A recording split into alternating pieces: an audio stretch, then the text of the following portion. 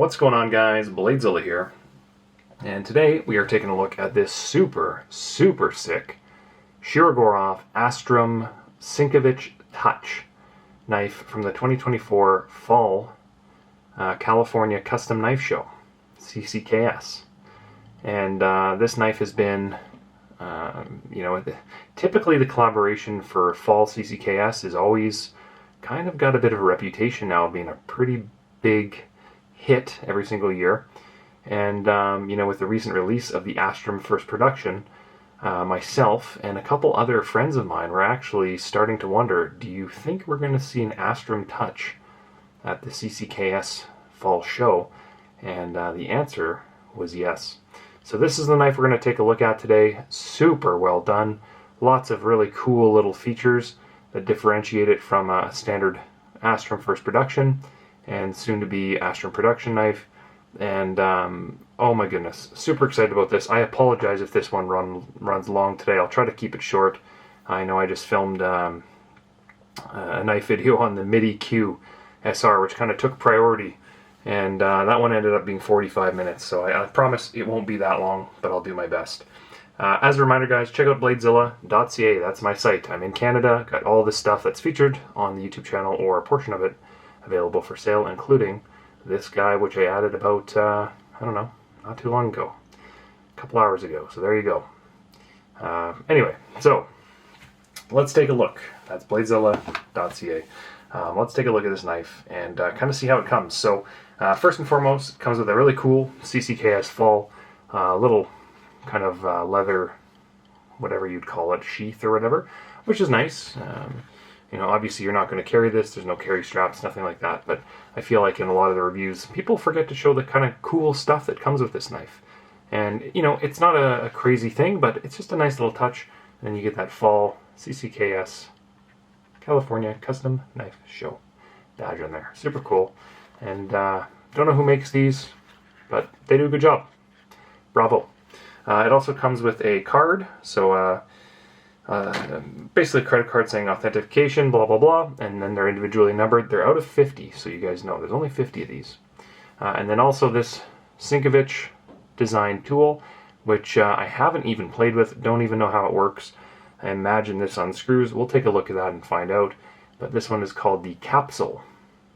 So tiny little guy, and for reference, there it is against the Astram, and I'll grab my custom vision tool just to show the difference in size and scale. There you go. Pretty wild. It's about as long as just the carbon fiber part on the handle. Jeez, a little bit longer than the carbon. There you go. Nuts. Tiny little guy. It isn't a tiny little guy, this knife. So we're going to do some measurements. Oh, beautiful first flick on that one. We're going to do some measurements and some weights and kind of do some comparisons, because I have done a video on the Shirogorov Astrum first production, and that knife has been wildly popular. Beautiful knife, beautifully well done with the Magna Cut, and this one I imagine is going to be no different. So overall length, we're coming in at just under 9 inches. That's what she said. And blade length, 4 1/8, it looks like, sharpened. I don't know what that is in mils, but I'm just looking at this tape measure here. It looks like 105, maybe 110. I can't remember what the metric, what they're measuring this as, but it looks like it's about 100 mils. And what do we got? 4 3/8 on the handle. So good size, but comparison-wise, it's not huge.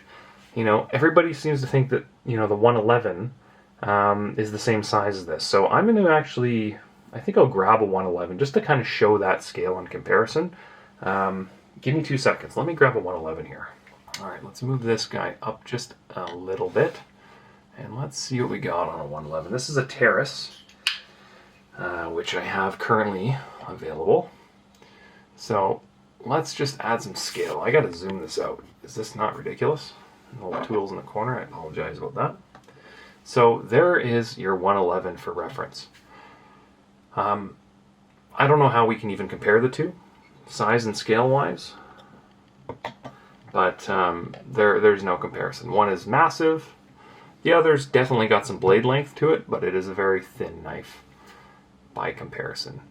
So there's your 111, and I don't always have a 111. I just so happen to have the Terrace, which was released within a few days of this, and just happen to have a Terrace around, but just took some photos, got that up on the site as well. Super sick knife, but two different leagues in terms of size. So let's just start the debate, end the debate there, and move along with our standard size comparisons, which we typically do on this channel. So let's get those ones done.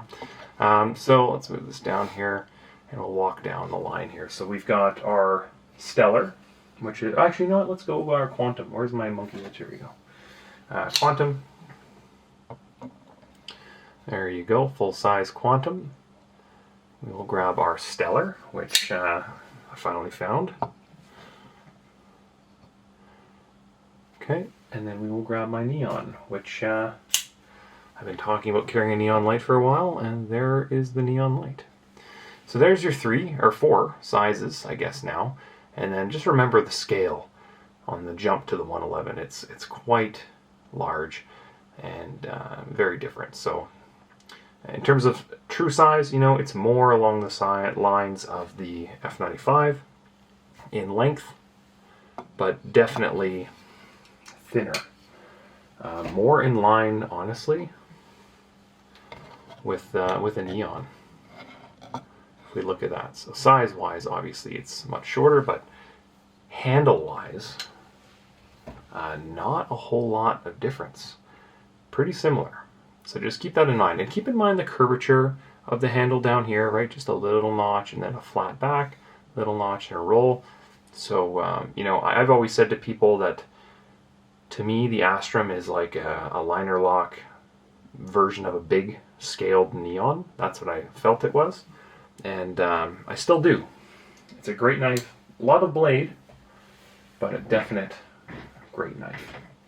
We can do a couple others here. I was asked about the Bio, how it's sized compared to the Bio. There you go. And the Kami as well, people are asking about that. So there it is with that.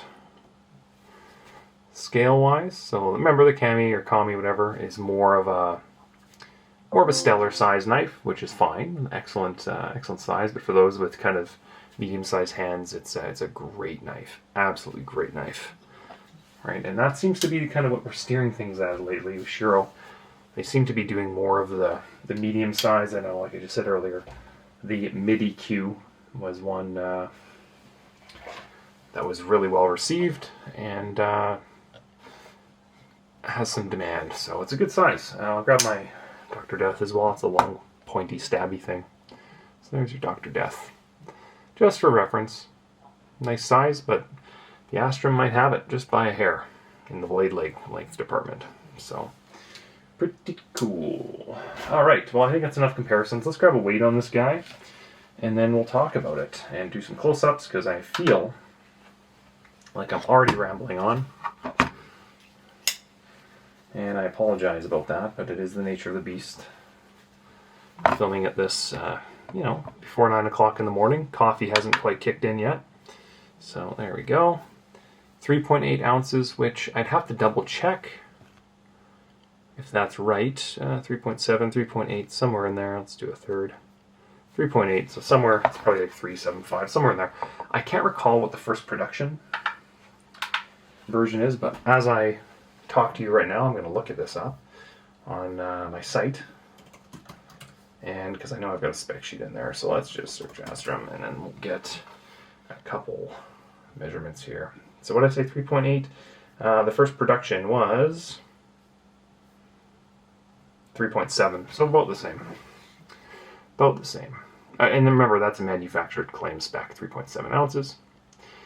Where do I begin with this? Well, first of all, you know, it's still very much an Astram all around. You know, beautiful clip. The design is unmistakable. It has all the features that you've kind of come to know. You know, that polished satin kind of pivot looks terrific. The off-color clip that matches the back spacer, gorgeous. Right? Everything about it is still the same, other than if we kind of dug down into it, there was more of a horizontal milling kind of in this spot here, Whereas now, I don't even know what they're calling this.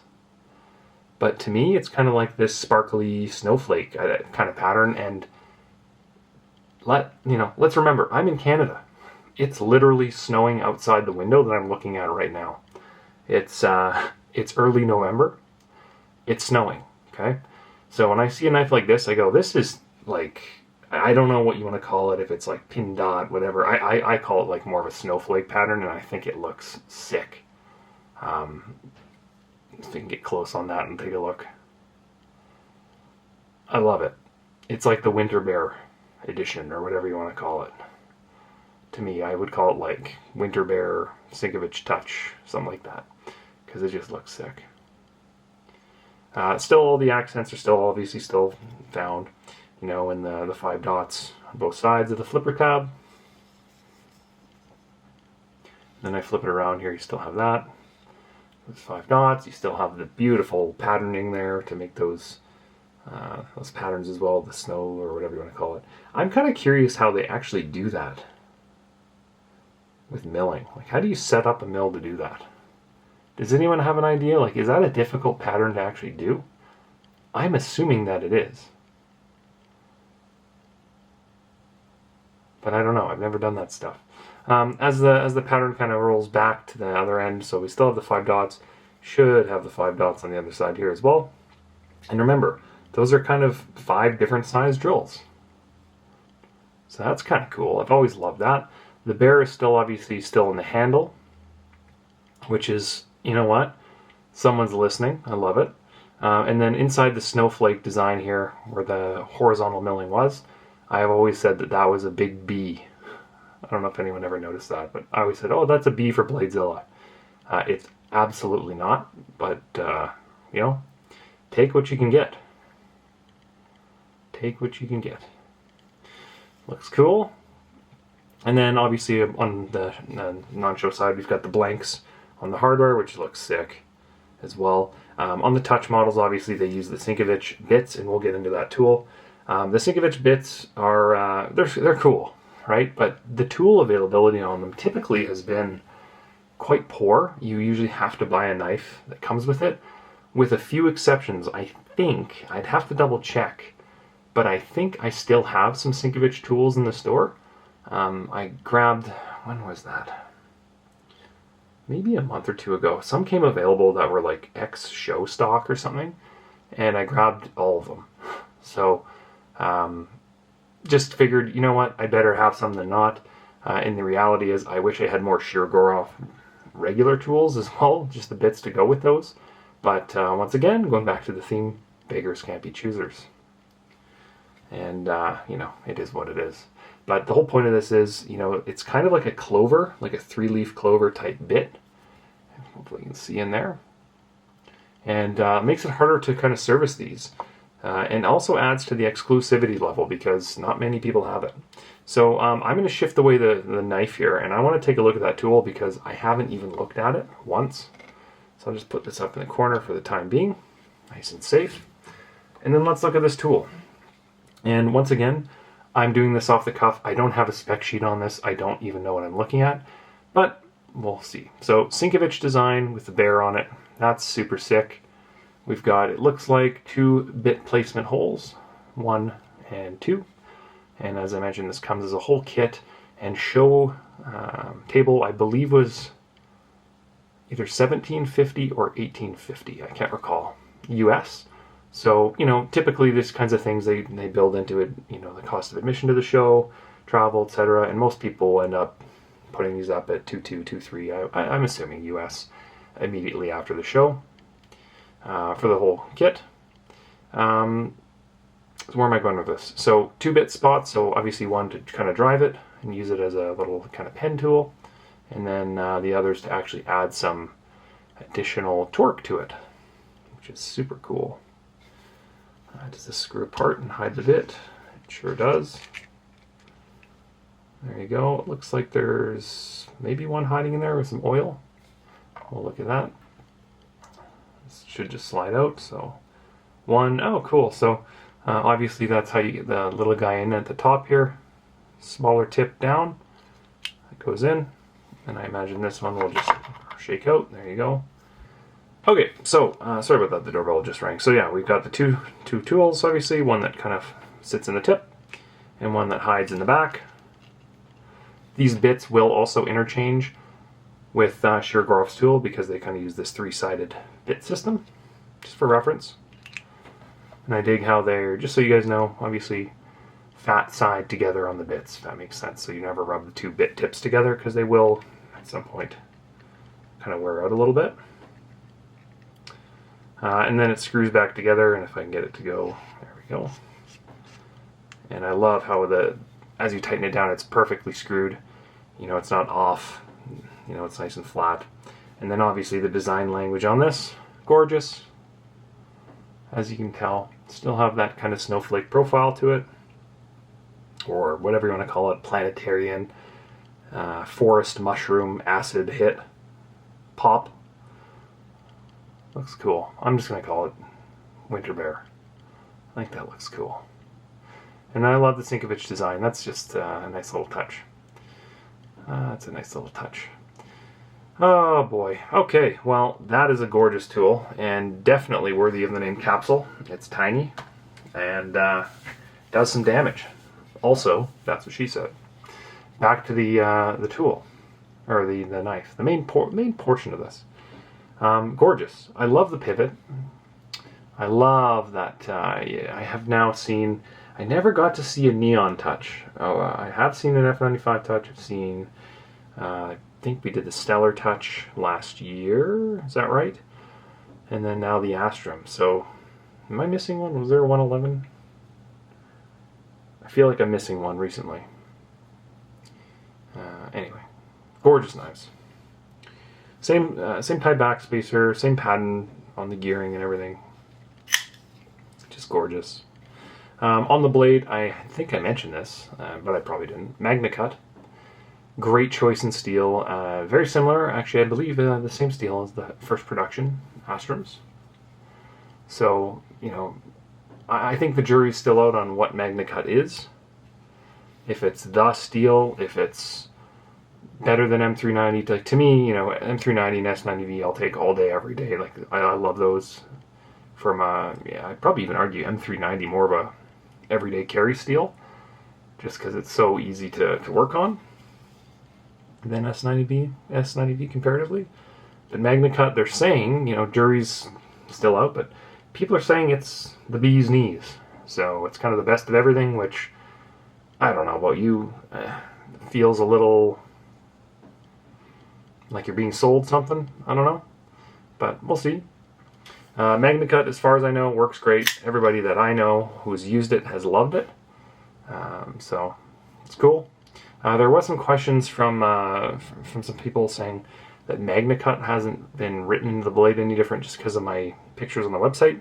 I did want to reiterate that when I do take photos of, you know, MagnaCut or whatever, it's under the same light that I'm using right now. It's like a 3.5-foot dome light. There's a ton of power on it, and there's a window in front of me. And sometimes the light changes with the macro lens that I use to take photos of knives. Sometimes just light fills in the gap and makes it look like it's not filled, but obviously it's just like all the other knives. It's written in their laser. It looks great. Fit in hand, I would say, is identical to the first production. I don't really notice any difference. You know, there was some conversation if the patterning has kind of filled things out a little higher and makes it feel a little thicker. I don't think so. I still think it feels in hand identical to the first production. The only real difference is even kind of up at the front here by the hardware. I feel like this lip might be a little less pronounced, but I don't think so. I still think it's the same profile in hand, fit in hand. To me, this is going to be the knife that, you know, you take this to a knife show, and just like the first production, they're going to be rare a year from now. You know, just like I said, an F95 touch, a neon touch. I have yet to get one, and I'm constantly reaching out for new Shirogorovs and trying to track down knives I haven't seen before because I want to be a champion of the brand. I really do. I want to get as many of them as I can in hand and feel them and talk about them and show you guys on video. And I have yet to get those knives. So, you know, when I bring in a handful of these, and they hit the site, and okay, they're received, you know, okay, we sell, you know, this, that, the other. Kind of like the first production, I've got a few of them now through the store, which is cool. I have a feeling a year from now, I won't be able to find those. Because they're going to just be, you know, Magna Cut Astrams, and they're gone. Because let's be honest, the Astram production, I have not seen it. I don't have a stack of them here. They will be a very popular knife, but they're probably going to follow the stellar strategy of being stonewashed high and M390. Like, that's what Shirogorov has been doing on a lot of their knives, so why would that be any different? And I'm telling you, that's not a bad thing. That's a great thing. That's an amazing knife. It's like, give me a production Astram and I'll carry that all day. You know, I carry all of them. Obviously, Neon I really like, Quantum I really like, Stellar I really like. They're great EDC sizes. But this is just like, this is beautiful because you get the size, or the blade edge length of a almost 111, right? You know, a 4-inch blade at 3.7 ounces in the form factor of basically like a Neon. Like, am I crazy, or is that like the best thing ever? And let's switch these around so the bigger is on the bottom. It makes it look smaller up top. We'll just to show scale. It's not much bigger. In pocket, it's a large hands Neon. That's kind of how I think of it. Now, obviously, the Neon is a frame lock, and this is a liner lock, so we will get into that. So you don't have to worry about where they're holding the knife on the clip. So, fun fact, it's a liner lock, or an inset liner lock. You can see the tab there, tab lock, some people call it. Tons of skeletonization on the inside of this as well, and I'll grab my little light so we can hopefully see some of this together if the camera doesn't freak out.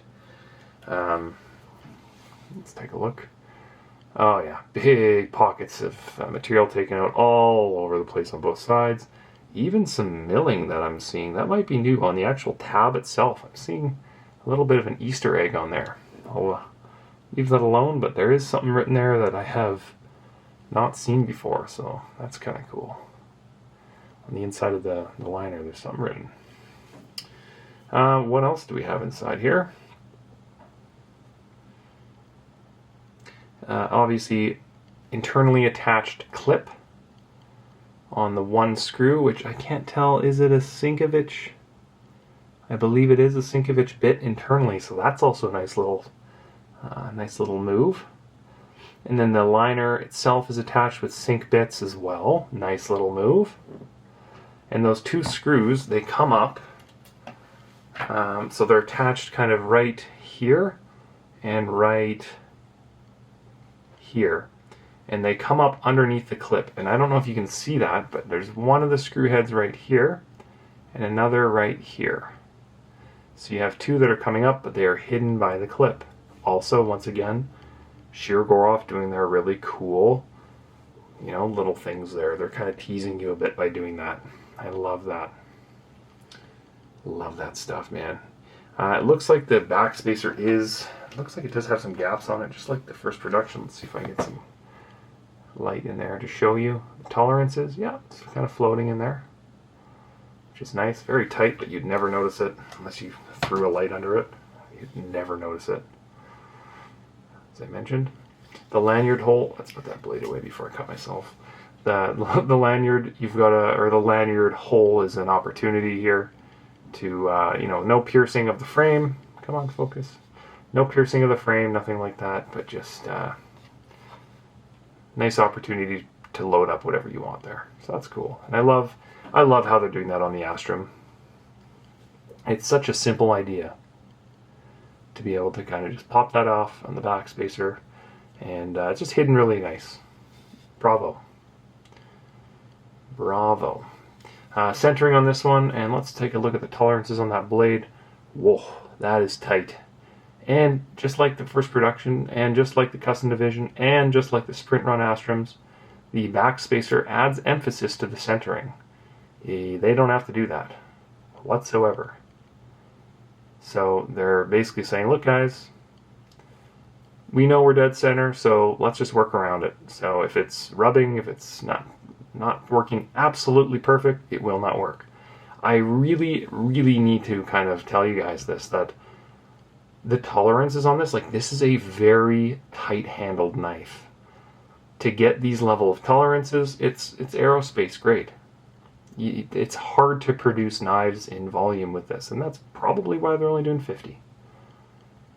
I'd love to know how many they messed up, but probably not many. That's well done. And the blade to boot hand ground, that is right where it needs to be. Wow. Excellent work. The flipper tab on this guy, some people, you know, they say I have to kind of get used to the Astram because it is a little baby flipper tab, but it is very far forward of center. Keep that in mind. So the center of the hardware, and we go draw a line up, so it's pretty far forward of center. So keep that in mind. It wants to rock it out, right? And the point of that is, it's a longer blade, smaller tab, you need leverage. So, makes sense, right? And I've done this on other videos, but you know what? If you're a first-time guy on the channel, I apologize for the next 30 seconds. If I take my Dr. Death and we look at how far back that one is of center, it's about working the big ring on a bike, right? So it's an easier gear, so you fail the detent, right? And you pop it out because you're adding less force to it, more leverage, right? So a lot of people think that on the Dr. Death, oh, it's a super light detent. It's really not. It's just the fact that that flipper tab is so far back. You know, the reality is you give it a little gas, it comes out no problem. Okay, keep that in mind. And the opposite is true as you move that forward. You can even do a lighter detent than that knife, and it'll absolutely hammer out just by leverage. One of my favorites. One of my absolute favorites. And the snowflake's just growing on me too. I think it's just going to be a beautiful knife to kind of keep. People are going to love it. I'm not sure what else I would talk about on this. I guess the jimping on the blade and showing an extra large hand. And I've got an easy bear paw width here. Jokes, obviously, I could have a 6-finger, no problem. So could you use this as a work knife? Sure. I would highly not suggest that, given that it's 50 produced. But yes, you could absolutely use a glove on this. It'd be comfortable. The jimping's pretty minimal. Normally we see some knives that have a huge spot on it, Shirogorov included. Some have more than less. This is very little bit of jimping, and let's compare that with the Stellar, which I think doesn't have very much either. But same kind of thing, right? Just a couple little spots for your finger. Not much. The Stellar obviously has a flat kind of profile in front of it, but compared to, say, where are we here? Where's my Quantum? There we go. A little more on the Quantum, not a whole lot more. The bios, where's my bio? Let's go with this one. Bio, quite a bit more, right? So just keep that in mind. Limited on the jimping, and compared to, say, an F95 or a Hattie, right? Quite a bit more on that one. Just part of the design. That's another CCKS knife, just so you guys know. I don't think I've done a video on that one, surprisingly. From 2021, I think. So gorgeous knife. Also, there was some comments about the gapping on the backspacer. Look, the Astram takes up, I'd say, almost half of the knife in its backspacer. It's very tight tolerances. There is a gap here, yes, but I think that's how they actually get that to kind of slide in or something. I don't know the process of manufacturing, but I know that Shiro always has a gap in front of their backspacer, so that is not unique. That's just what they do. Suggestions on the design? Well, there's going to be those enthusiasts that say, hey, why am I flipping a knife here? without any kind of beveled edges behind the flipper tab. And if I can show that on, actually grab that Hattie, that probably has it. That'd be a great one to show. So if we look behind the flipper tab, we have some bevels here. So that's kind of how they got around the old school. Don't want to cut yourself on a sharp edge. The neon should be the same way. If I grab that, and if it focuses, there you go. A little beveling on the inside of this, same thing. And then this guy, it's got no beveling. It's more of a flat top. And remember, this is a lot tighter. The blade's like 3 mils, if that. It's probably 3 mils. A lot tighter. So does it need that beveled edge? I don't know. It would look kind of weird with it because, you know, the angles, or the knife's a lot longer of a knife, so it might look kind of weird. But they've beveled every single where else, all the way around the frame, as you can see. They've got multiple bevels on the handle, in the corners. It's nicely evenly matched all the way around. Even on the outside edges, bevels, roundings, smooths. It's really well done.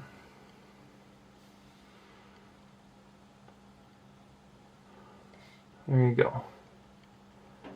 Nice and flat up here too. Nice, smooth. It's just a really nicely designed knife. Geez, oh geez. I sure hope I haven't gone too crazy long today. I have a feeling I'm pushing 20 minutes. And I apologize for those that have things to do. You know what? Every now and then I get a knife through the door that is just so well done. And this is one of them. Like, to me, if I'm buying an Astram production model, I think, you know, like, this is 1/3 of the price of custom division at the moment, and you're really getting a lot of, you know, to me it's a you know, it's a touch of Sinkevich, right? Like, that's the point of it. So, you know, a production model, let's be honest, it's probably gonna be $1,200 US, something like that, maybe $1,250. I don't know. I think the first productions were what, $1,350, $1,450, something like that. Were they $1,500? I can't remember. Probably $1,350. These $1,750, $1,850, something like that. So for $500 more, highly collectible. The first production's highly collectible as well, highly collectible. And the fact that they have MagnaCut blades versus M390, which I assume is coming, it just makes it that much more cool, and it's a unique story. I love the stonewash as well with the blue anno. It's just nicely done. Very nicely done. The liner lock versus frame lock debate will always run. It'll be always a battle. People saying one's better than the other. You know, I think Shirogorov has kind of stepped up and said, hey, we'll do both and we'll knock both out of the park. But my question to Shirogorov, if this is a massive neon, right? To me, it's a big man's neon, right? Big handle, 4-inch blade, but it's small in a very tight package. Why aren't we doing an Astram Mini? You know, are we stepping on the foot of the neon there, or would we come out with a inset lock neon and call it, you know, a neon, I don't know, eye or something, or an Astram Mini? It would be like a little baby version of this. I think that'd be pretty cool. I digress, and it's obviously I have zero influence on the brand, but you know, it'd be pretty cool to see an updated neon in the form factor of a little liner lock baby Astram. I think that'd be so cool. But you have to keep the little B for Bladezilla. Baby Bladezilla Mini Astram. Calling it now with snowflakes. The best part about that is none of that will happen, but whatever. Okay, well, I think I digress, going off on a tangent. I need to kind of reel things back in. Sorry. Gorgeous knife. MagnaCut's awesome. Running on multi-row bearings, which I think I mentioned, but probably didn't. Did I mention multi-row bearings? Should be written on the frame inside somewhere. Where are we here? I need my little light. For some reason I thought they wrote this somewhere different on this knife. No, is it on the tip up here? Yeah, there it is. Hopefully we can see that. I'll try to focus it and then hit it with light. MRBS just underneath on the inside of the frame right here. MRBS, multi-row bearing system, which is their high-end production bearing. Silky, silky smooth action, high-end, well-made production line. This is the peak of their production line right here, honestly. Lots more really cool Shirogorov things coming down the pipe. If you haven't checked out the MIDI-Q, M-I-D-I-Q, MIDI Quantum Sprint Run video, that I just posted up a couple days ago from the time this is going to be posted. This is going to go up on a Monday, unless something changes. So that one's up. Watch that video. I do compare this knife to that as well, kind of in the later stages, as well as that F3 Allotex kind of red-brown knife. That's in the back 40-minute range, somewhere in there. So it's kind of cool to see that. I do have some of these up on the site as well, and they are gorgeous.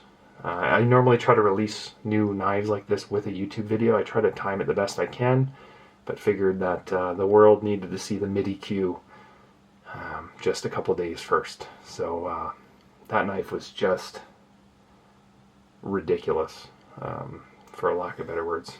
So well done. And this, I don't know what Shirogorov's doing. I don't know what's in the water over there. But they've been brewing up some hot, heavy-hitting knives with some QC stuff that's gotten better and better and better and tighter and tighter. And they're knocking it out of the park. Been really, really impressed. So that's it. I think I'm going to leave you there. Hopefully that wasn't too long. Thank you for checking out the Shirogorov Astrum Sinkevich Touch. The Touch from Dmitry Sinkevich. Great knife. Available now, I think. But by the time the video comes up, who knows.